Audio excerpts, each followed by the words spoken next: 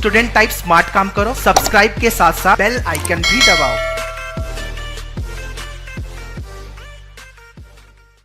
Hello guys, welcome to Manua.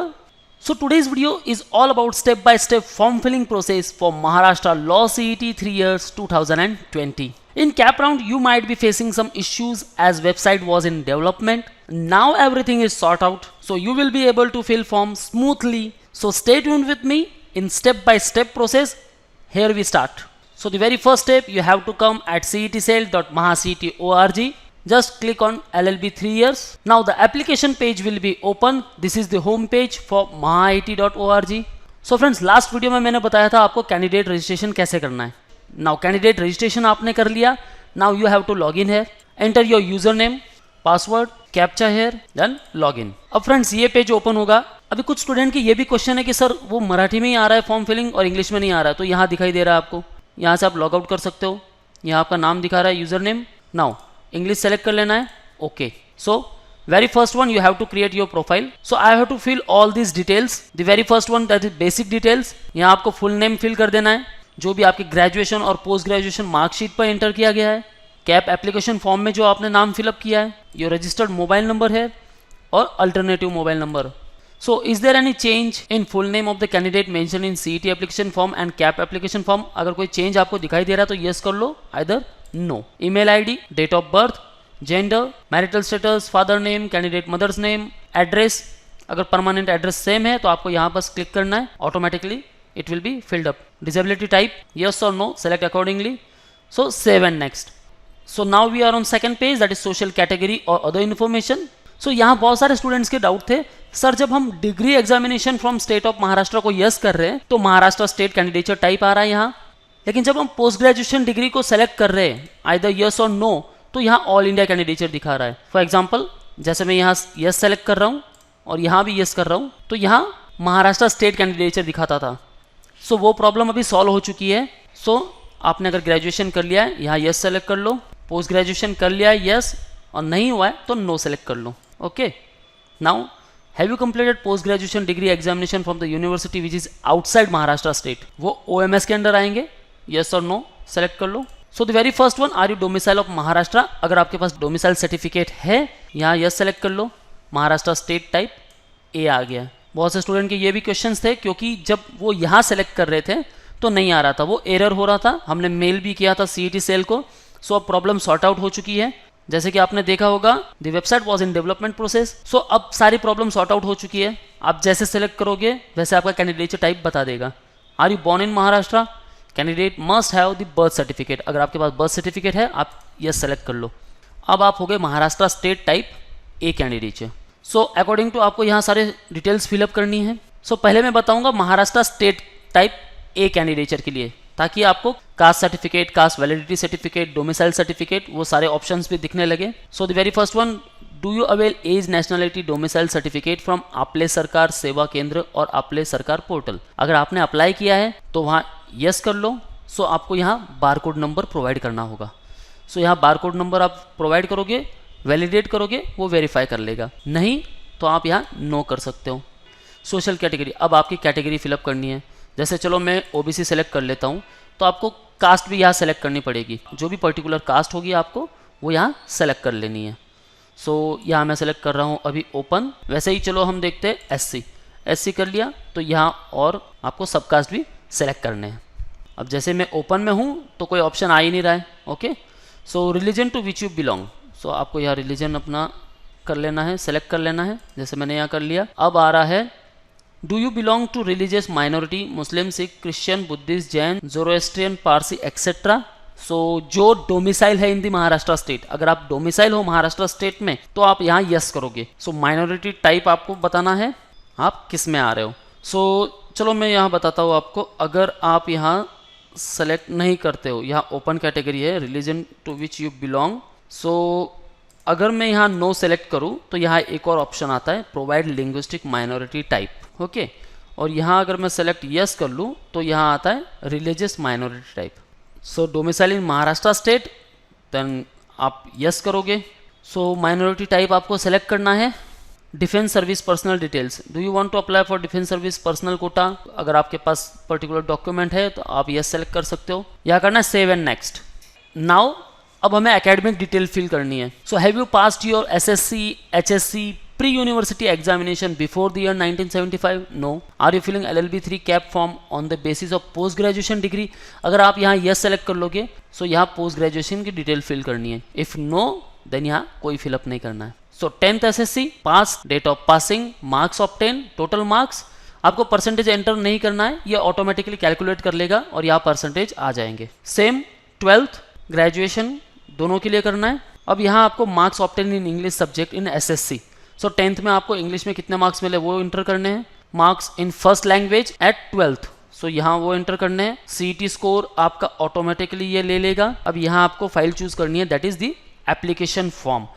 अगर आपके पास application form नहीं है सो उसके लिए आपको क्या करना है, या प्रोफाइल पर जाना है, यहाँ ऑप्शन दिया हुआ है download LLB 3 application form. So यहाँ आपको रजिस्ट्रेशन नंबर एंटर करना है, रोल नंबर एंटर करना है और गो टू पेमेंट पे क्लिक करना है। जैसे कि आप जानते हो 100 रुपीज़ पे करना पड़ता है आपको to get your application form. So यहाँ से एप्लीकेशन फॉर्म डाउनलोड कर लेना और उसे अपलोड कर लेना। सो मैं यहाँ फाइल चूज़ कर लूँगा। सो ये मेरा एप्लीकेशन फॉर्म है, मैंने इसे सेलेक्ट कर लिया है। सो यहाँ नाम आ जाएगा application PDF। Okay, now save and next.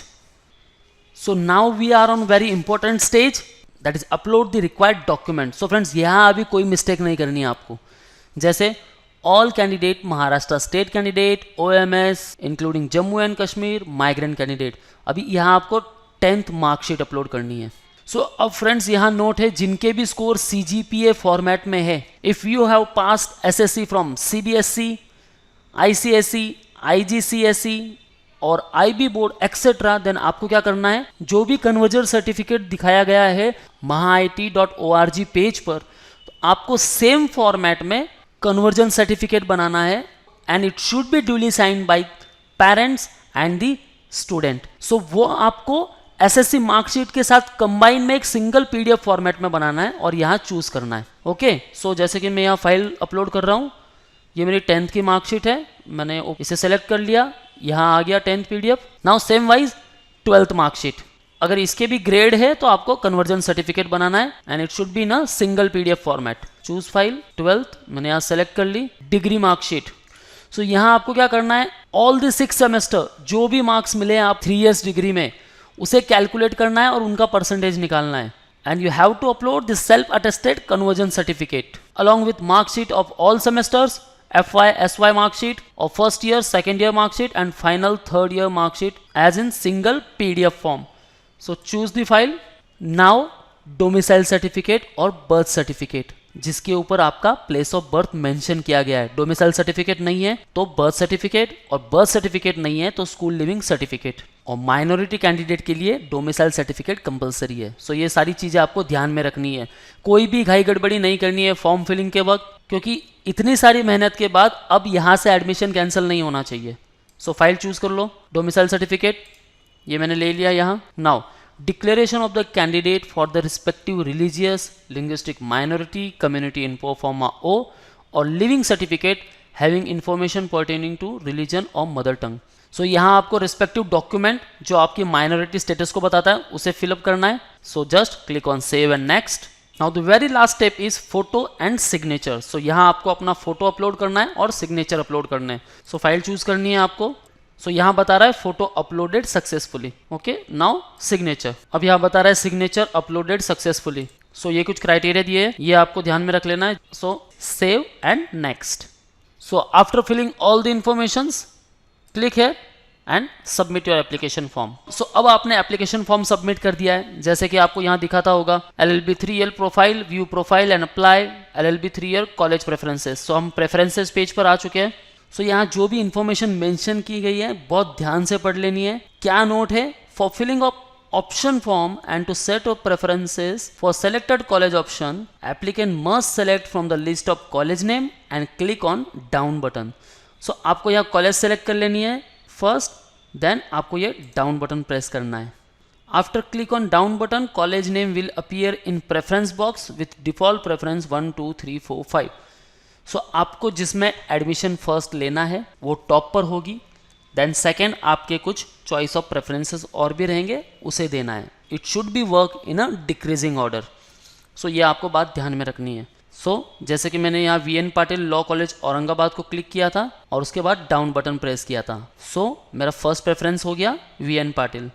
अब मैं ट्राई करूँगा सेकेंड वन. मैं यहाँ कॉलेज ढूंढूंगा. जैसे मैं यहाँ कॉलेज के नाम से सर्च भी कर सपोज मुझे GLC ढूंढनी है.